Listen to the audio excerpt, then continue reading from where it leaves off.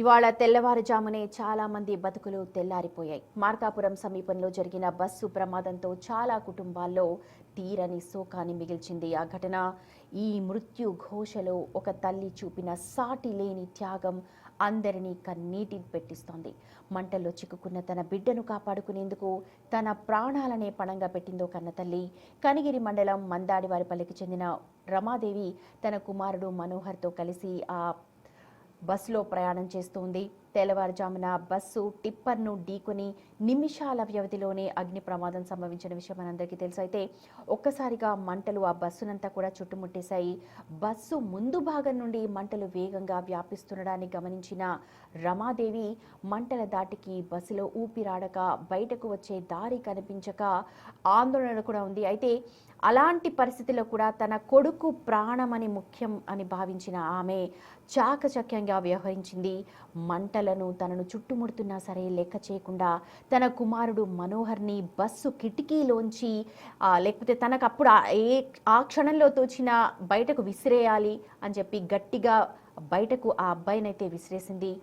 తల్లి నెట్టడంతో మనోహర్ స్వల్ప గాయాలతో ఈ ఘటన నుంచి బయటపడ్డాడు. కానీ దురదృష్టవశాత్తు మంటలు ఒక్కసారిగా వేగంగా వ్యాపించడంతో రమాదేవి మాత్రం బయటకు రాలేకపోయింది.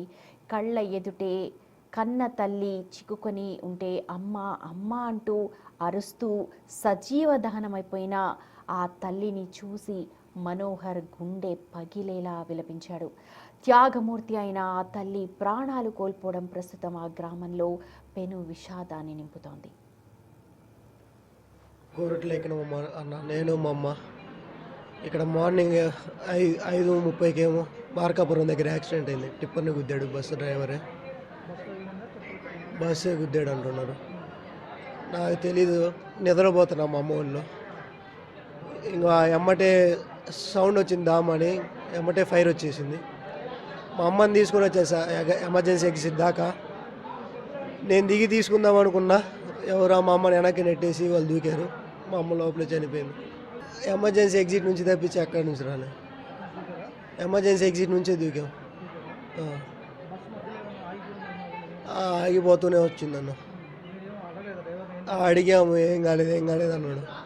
ఫ్యూజులు వేసాడు ఒకసారి, ఫ్యూజులు పోతే అది నైటు 8-9 మళ్ళా ఇక్కడ ఎర్రగొండపాలెం దగ్గర ఆగిపోయింది ఒక ½ అన్ అవర్ గంట. తర్వాత మళ్ళీ ఏదో చేసుకొని అడుగుతానే ఉన్నాం, ఏం కాలేదు అంటున్నారు. అలానే తీసుకొచ్చారు సార్. మా అమ్మ అప్పటికి వద్దు అంటానే ఉంది, భయపడతానే. ఏం చేస్తాం, జరిగింది. బస్సు మొత్తం తగిలిపడిపోయినాక వచ్చింది సార్. అంబులెన్స్ అయినా ఫైర్ ఇంజిన్ అయినా. ఒక అతనైతే కిటికీలో సగం బాడీ బయట ఉంది, సగం లోపలే ఉంది. అట్లానే కాపాడంటానే చనిపోయాడు. ఊరు రాళ్ళ దగ్గరికి తెలంగాణ ఆర్టీసీ బస్సు వచ్చింది. అది ఆపి వాళ్ళు గ్లాసులు పగలు కొట్టారు, కానీ ఏం యూజ్ లేదు. మేము భయంగానే ఎక్కాం. ఏం చేస్తాం.